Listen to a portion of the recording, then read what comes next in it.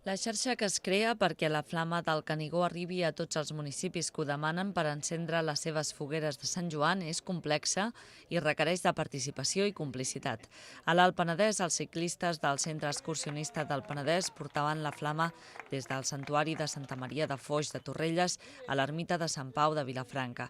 Però aquest era només un dels molts trajectes que permetien fer arribar la flama d'un municipi a l'altre, ja fos en bicicleta, caminant, corrent o en cotxe.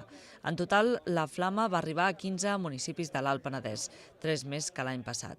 El president d'Òmnium Cultural Alt Penedès, Jordi Parellada, explica que la complicitat és clau perquè tot quadri.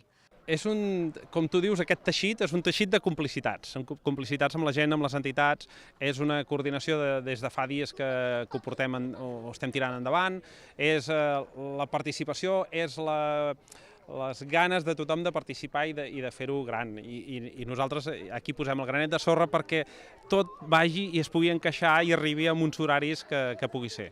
I gràcies a la col·laboració de tothom, no podem dir pas altra cosa, a tots els corredors i a tots els que van arribant i que participen.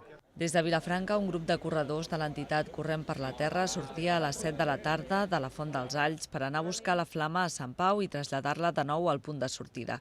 Llavors s'iniciaria una cercavila per portar la flama al barri de Sant Julià. Joan Domènech, de Correm per la Terra, explicava poc abans de sortir cap a Sant Pau l'essència que defineix l'entitat. Doncs Correm per la Terra som una entitat que intentem, a través de l'esport i de la muntanya, donar a conèixer una mica la cultura dels països catalans, reivindicar-nos també com a nació i organitzem diversos actes, intentem que no només siguin d'esport, també que siguin culturals o per donar a conèixer una mica això, la llengua i la cultura dels països catalans.